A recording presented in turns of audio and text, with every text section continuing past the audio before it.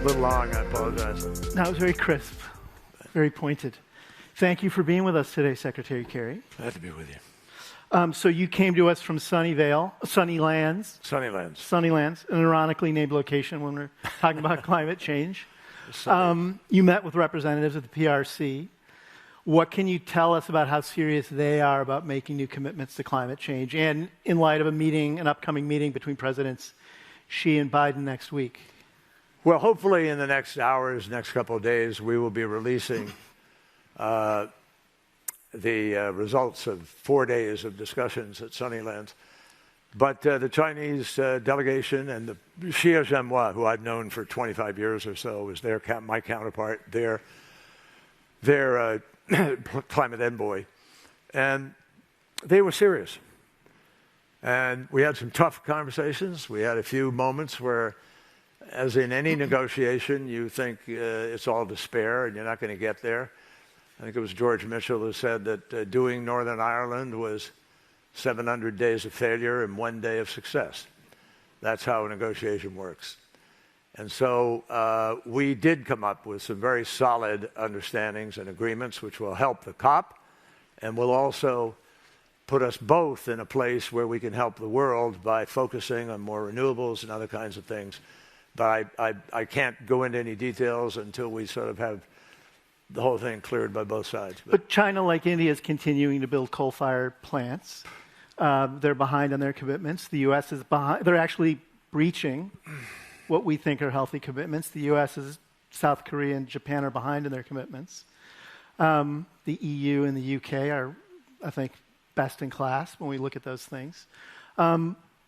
Is China going to do an about-face on coal-fired plants? Is China going to commit more money to the loss and damage fund? Are there going to be any of those kind of specifics coming out of the conversations you had in Sunnylands or the conversations that are coming next week? Well, it's very possible that with the agreement we reached working on the loss and damage question, that fund will be open to anybody contributing to it who's able and capable. And I suspect the pressures for a lot of countries to be involved in this are going to be quite considerable.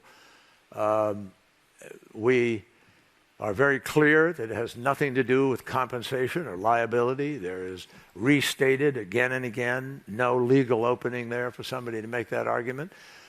This is a voluntary, open effort to try to help people who are in help. The island states, for instance, vulnerable countries, Bangladesh and others, we need to be able to help them. The developed world has a particular responsibility in many ways, in my judgment, President Biden's judgment, and that is why he has hosted 3 times now the global community with respect to the major economies of the world.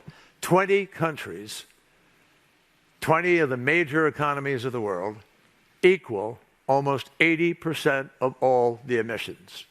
You don't solve this problem if you don't have all 20 working hard to reduce their emissions and to wean themselves from coal. Now, we are leading a movement right now across the globe to have no more permitting of any unabated coal-fired power plant anywhere in the world. And that is the only way we will get there and live up to the 1.5, folks. Now, China does have about 360 gigawatts of coal on the pipeline, but their argument to us, at least at this point in time, and I'm not defending it at this point, I have some disagreements, is that they're trying very hard to move away. They're deploying a massive amount of renewables, folks. China right now is building and deploying more renewables than the rest of the world put together. So if we can harness that deployment, you will automatically begin to make emissions come down and reverse the trend we're making. But they're saying that those new plants, which will replace the old ones, which are not abated, are critical, technology and much cleaner than before. I learned after 30 years in the U.S. Senate and voting for some of our clean energy projects in the United States, there's no such thing as clean coal, and it's not about to happen. So we really have to move forward on the coal front. But I'm convinced that China... But you're not expecting anything surprising out of them on coal? Well, you wait and see. I think we'll And what about commitments? We do have some things that we talked about, which I think we found some agreement on with respect to reducing emissions and the direction we have to go, and I'm hopeful about that. And their commitment to the loss and damage fund? Do you expect them to put I haven't heard monetary figure I haven't heard on it? anything from them at this point, but we're not lobbying that right now. We're working on getting these other things lined up for the COP, which begins in 3 weeks. May have upwards of 100,000 people there. It'll be massive. A huge amount of technology on the table. Look, this is the largest market, folks. You all are here for business. I mean, you're listening about business. You're trying to figure out where's the world going in all of this.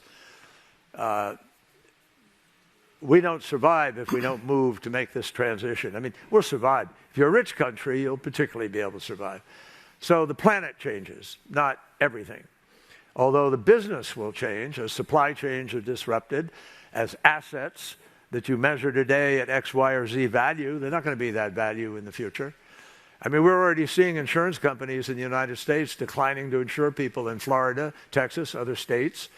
And assets will change in their value as that grows going forward. And hopefully, we will have standards put out with respect to disclosure and responsibility for the future. It is irresponsible to be funding or building a coal-fired power plant anywhere in the world. And who is allowed to get away with doing that when it is not the only option for what we could be doing? So we got to get serious here. I mean, I am really up to here with the business as usual that is pervading places all around the world, including sometimes even in my country, and I understand that.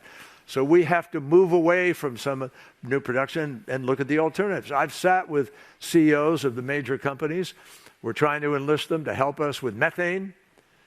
Methane is now, if there ever was a global, international, existential crisis, methane, folks. Methane is 80 to 100 times more destructive than CO2 in its early years. In its later years, it's still 20 times more. It averages out at about 20 times in the future. And you can see in the tundra in Siberia and northern Russia, you can see it in Alaska, you can see it in any Arctic area where the permafrost is thawing. And as the permafrost thaws, this mighty destructive super pollutant is released after being contained for 40,000 years or so, and it's called, fugitive gas. And unless we have an ability to be able to stop that or tap that, so we've started a methane pledge. We did this in Glasgow. We started with 20 countries and now have 155 countries, all committed to try to rein in methane. Methane is responsible for 50% of the warming of the planet, but it only gets about 1 to maybe 2% of all the climate expenditures in the world. It's crazy. So, and we have companies that are still flaring. Some of you may own some of them or be responsible for them. Flaring, burning money, and being irresponsible about climate crisis. And why do I say that? I went to Mexico. I met 8 times with President AMLO this last year because Mexico has a really amazing constellation of possibilities. It has amazing geothermal. It has active volcanoes. And our drilling capacity, our knowledge of how to convert that heat into energy and do things with it is enormous. They have hydro. They have wind in the Pacific and the Gulf. They have amazing amount of sun. So if we could, if Mexico could become a powerhouse energy provider to the islands in the Caribbean that are desperate about how they're going to get their power, they don't have the space for solar, and you could even be supplying to the north, to New Mexico, to Arizona and places, depending on what happens with nuclear in California. So look, the bottom line is that this is a time of remarkable opportunity. Greatest marketplace the world has ever known. Let's come back to COP28 and the loss and damage fund.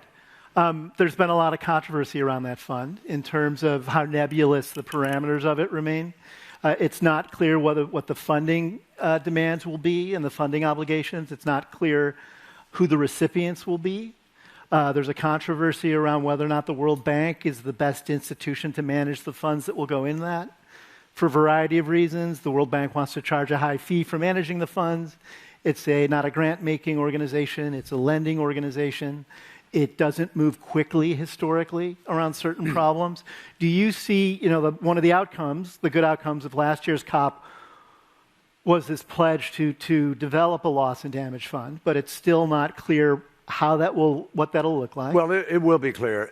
Will it be clear coming out of this COP? I think it'll be pretty clear. I met with Ajay Banga a couple of weeks ago. We had a very good discussion about all this. I'm glad he is there and changing the bank. We had change at the spring meetings, change at the fall meetings. And that change is now going to take the lending of the World Bank upwards of $150 billion, which if you're leveraging, you're talking more than $1 trillion. I mean, you could really make things happen. And he's really determined to try to do that. We're working on a deal with... Will the U.S. make a dollar commitment? We'll put something in it. Sure, I'm confident of that. But I can't tell you what it'll be. I can tell you we will put several millions of dollars into the fund, at the COP, in terms of just... It'll take a year to stand it up now. We've created the outline. We have the sense of the way forward.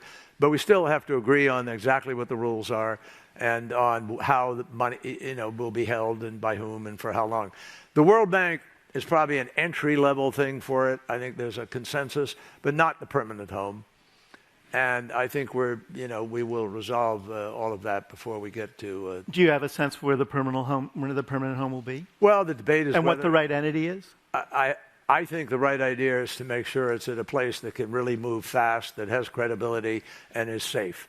And you're not going to create some new thing in whole cloth, because I don't think people will have confidence in that. So you might have a couple of years or something with the World Bank transitioning into this other home yet to be defined. But everybody wants it to work. It's got to work.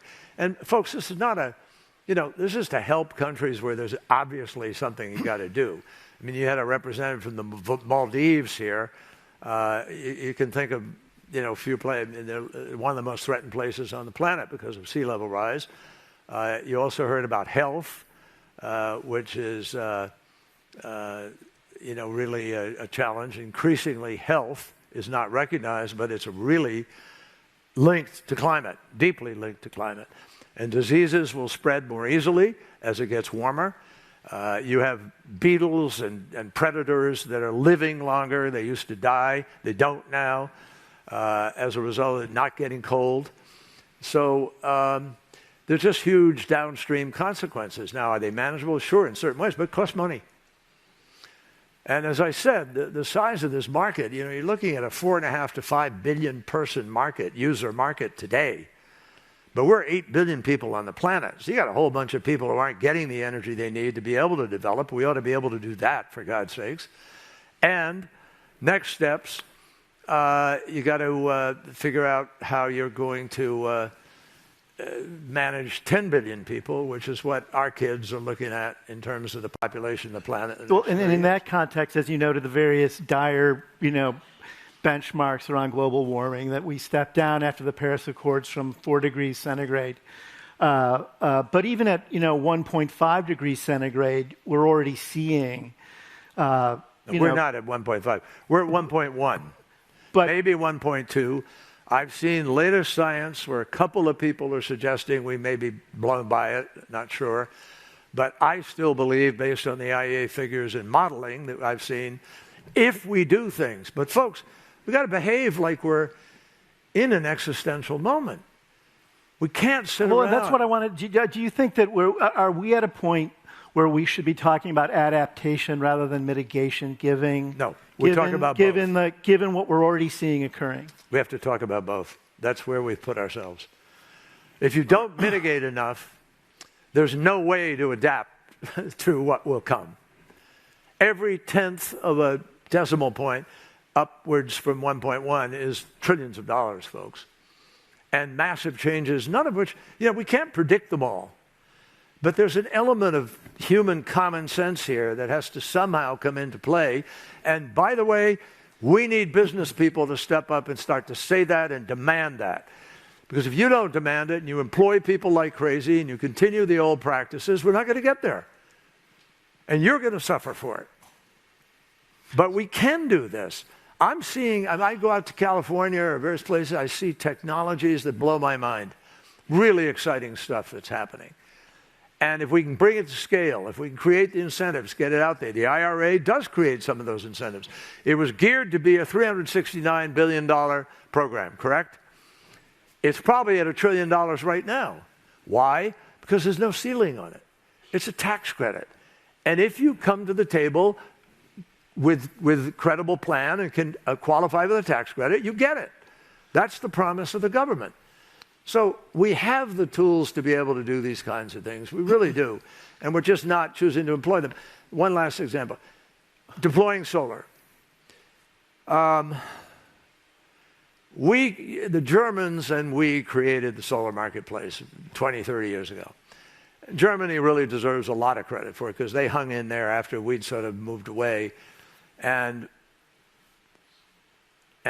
solar panels were dumped into the marketplace, and now China's the single biggest maker and deployer of solar panels and of wind turbines. We need more people doing that around the world. Now, in World War II, when we had to win a war, we marshaled our forces and we won a war. There's a book by... Is the COP structure the right structure for winning the war we're in right now? No, it's never. That's not what does it. You can't. I mean, I honor the COP structure. It is a great multilateral grassroots happening. It's a strange animal. And it may be the best you can get on a multilateral basis, but you don't have 190 nations come to the table to win a war. And that's not what Stalin and Roosevelt and Churchill do we need a did. new organization? Do we need a new Marshall Plan? I think we just need people to sit down and come together and make the decisions. To give you an example, at the end of World War II, there's a book, I was about to say it, I think it's Paul Kennedy at Yale, called The Engineers of Victory. And he writes about this mid-level decision-making that got made because people were empowered and they could go out and make things happen.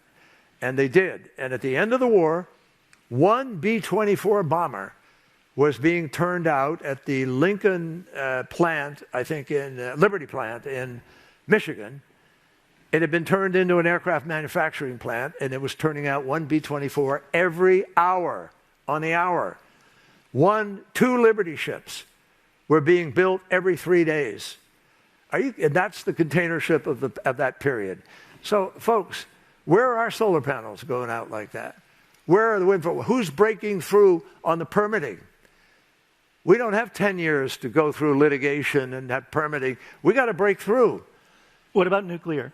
Doesn't nuclear have to be a solution? Absolutely. Part of the solution? Nuclear is 100% part of the solution.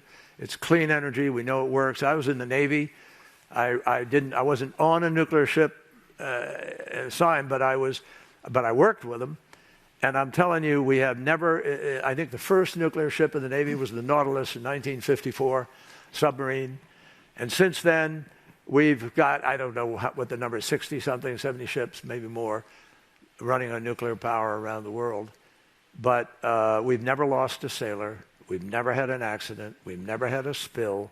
We know how to manage these small contained. So SMRs right now, small modular reactors, are much in the discussion. I was in Romania a few weeks ago, working with the president there and others to deploy 4 SMRs with the Romanians. They got the first stake on it. We got Westinghouse in Poland building out 4 nuclear plants. Bill Gates is investing his money, half of it, half of the cost of it, not half of his money, but half the cost of the Wyoming plant. And we have another plant which the National Laboratory is doing in Idaho. I've been over to MIT and met with them, and I'm looking at this small nuclear battery concept they're looking at. You just plug it in, put it on the back of a truck. You could take it out, and you can drive a whole series of electrolyzers, or you could drive a desalinization plant, which we're going to need much more of. So there's just a massive amount of transformation staring us in the face. And the challenge is going to be, do we organize ourselves well enough? You guys in business have a better ability than government today, I regret to say. I mean, I spent 28 years in the Senate. I was lieutenant governor. I was secretary of state. And I am sad to see what is happening right now. And it hurts us. It hurts us around the world. It hurts us at home.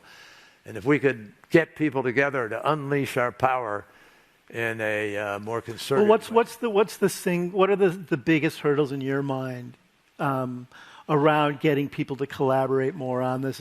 Are we just in such a shambolic political era that... No, that, I don't think so. I think, look at, people are collaborating. There is collaboration in many places. And we will lay out in this work we've done with China some collaboration. But you ask, what is it that's in the way? The imperative of status quo, the way money works, the numbers of people who have pressured some of the oil and gas companies because they weren't doing as well as the ones that weren't doing stuff on the climate. Look at the pressure, a bunch of asset owners and managers in New York and elsewhere in the world have been under to make more money. So put it down to greed, G-R-E-E-D, greed. People do not want a transition. People are waiting. People say, oh, it's in the future. It's not in the future. It's the biggest existential crisis facing us now. And it is being delayed by personal and by unwillingness of people to grab the bull by the horns and do what you need to do here. In that context, then, what's a successful COP28 in your mind? Well, I think doing the things that are mandatory, obviously. We have a mandatory report on adaptation. I think we will increase the level of funding for adaptation, but we will balance it with mitigation. We will have major step-ups, I think, in mitigation effort, and they will come, some of them, from these sidebar things, like the shipping challenge and the agriculture mission and the First Movers Coalition and so forth. But those aren't substitutes for the fundamental need to have NDCs of countries that actually drive their country's policy to keeping 1.5 degrees alive. You mentioned the United States a little behind. We actually, I think, more because of COVID and partly because of the demand of making up for Russia's gas, and we're one of the feeders, along with Norway, to Europe and elsewhere to sort of keep economies working. It doesn't do us any good to shut down all the economies of the world tomorrow. You'd have revolutions everywhere. And that's not going to happen anyway politically. So we have to harness this capacity we all have to put the right incentives in place and move in the right direction. But in the end, folks, it's called leadership. Leadership. Look at Winston Churchill and Franklin Roosevelt. A lot of things they did people didn't want to do. But they made sure we did them. There's some of our reporters at Bloomberg and unrelated spies circling around COP28 say that there might be a compromise agreement on fossil fuel reductions that actually waters down some of the previous benchmarks about reducing fossil fuel reliance. Do you expect that to come out of this? In that shape? Will it look like that at the end of the day? I hope not, and I pray not, and I'm talking with some of these CEOs. We have about 8 to 10 oil and gas companies that are leaders globally. I think you know who they are. I mean, Equinor and Total and Shell has been, and BP and a few others. But there are a bunch of them that are kind of coming at this, which will be a big step for them. I mean, they haven't been there at all. And they've barely talked about their Scope 1 and 2 requirements, let alone Scope 3. But that now they are. And I know that Dr. Sultan Al Jaber is working very, very hard as he obviously knows the issue, and the UAE knows the issue. And they've been leaders in deploying renewable and investing in renewable and cleaning up their own operations. And they're pushing these companies to come on board. Now, some of them are probably going to come on board with less than you and I would want. We're not going to feel great about it. But I'd rather have them on board and beginning to realize what we got to do and trying to marshal them than having them totally ignoring the issue and not caring and being obstructionist. So again, you cannot, in legislating, in politics, you just can't let the perfect be the enemy of the good. And, in that context, there's been some controversy around the fact that this COP28 is going to be in the UAE, and that Dr. Al Jaber is the president of this COP. What are your thoughts about that? My thoughts about that are that he is the president of a company, and they are an oil state, but they wanted this COP. They asked for it. They sought this leadership position.